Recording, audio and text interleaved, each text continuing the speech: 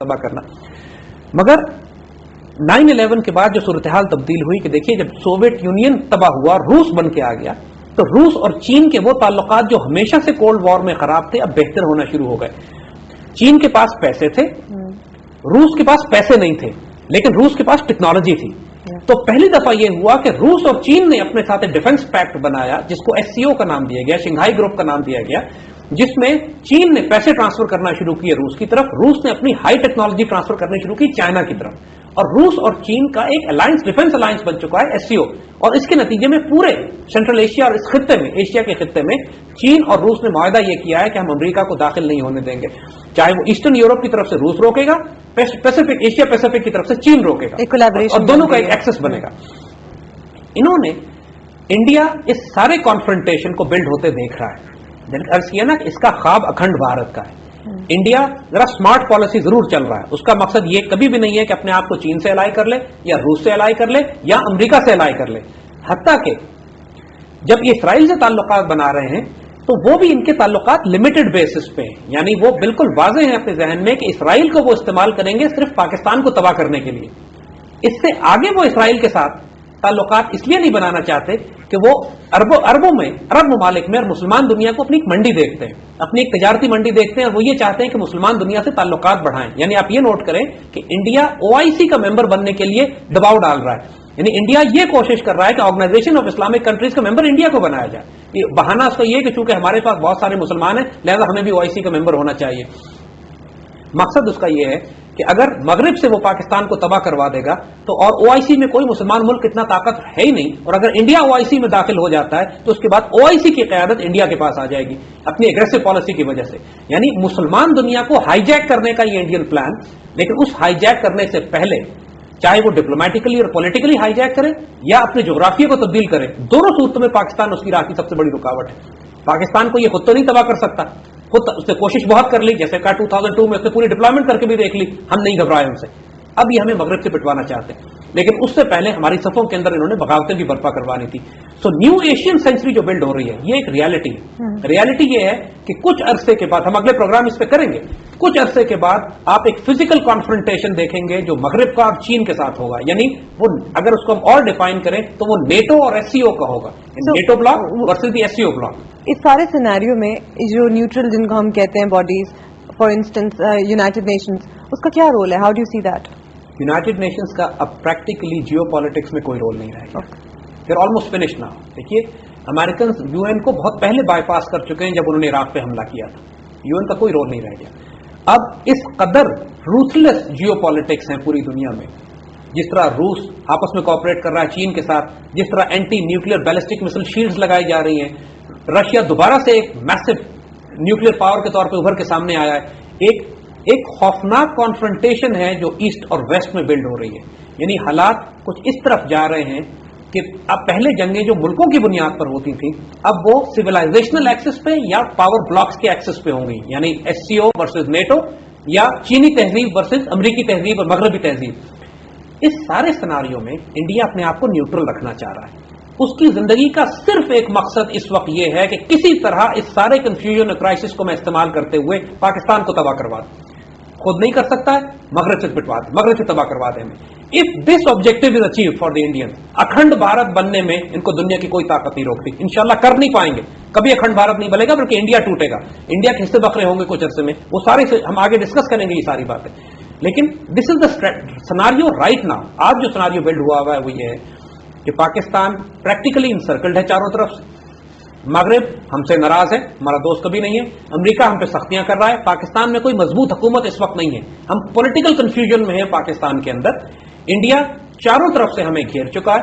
India نے overseas bases بنا لی ہیں, یعنی تاجکستان میں بھی ہمارے پشت پہ انڈیا کے ملٹری بیس موجود ہیں, افغانستان میں اس کے بیسز موجود ہیں, اور Pakistan politically unstable.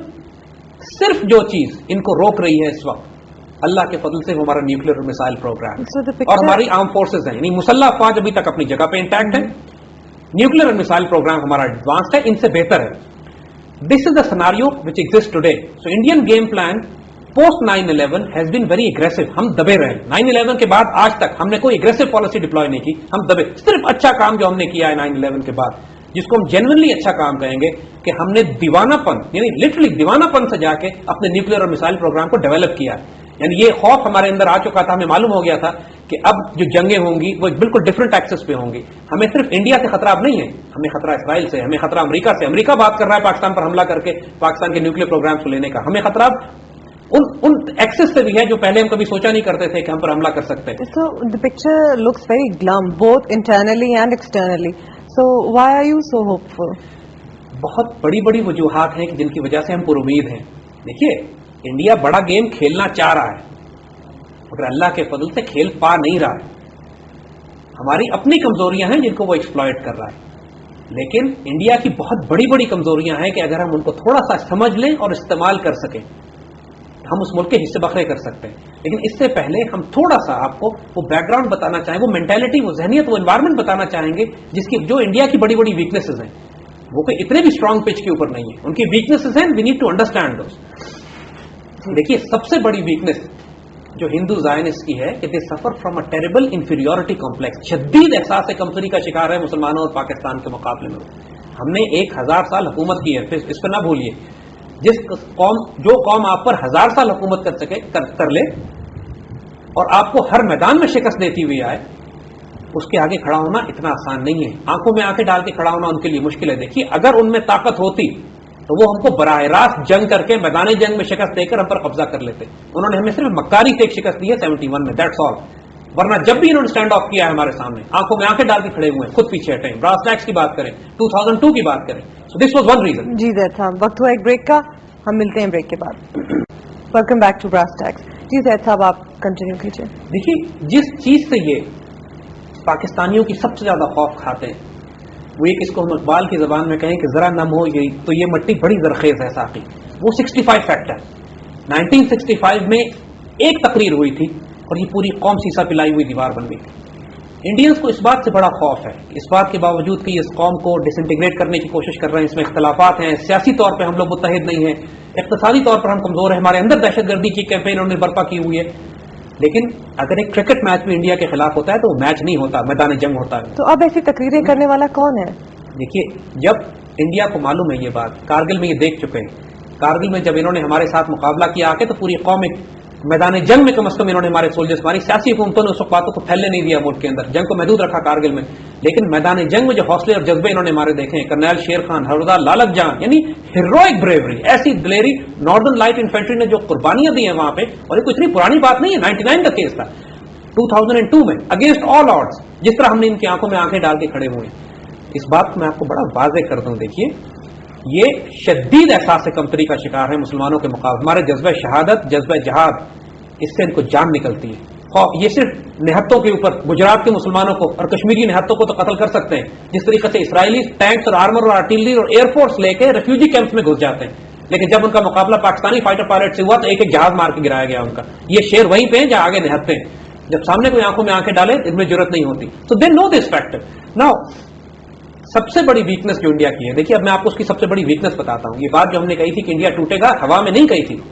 Forbes magazine, دنیا کا سب سے بڑا بزنس میگزین ہے جو کہ اسسمنٹ کرتا ہے اکانومیز کی, ملکوں کی.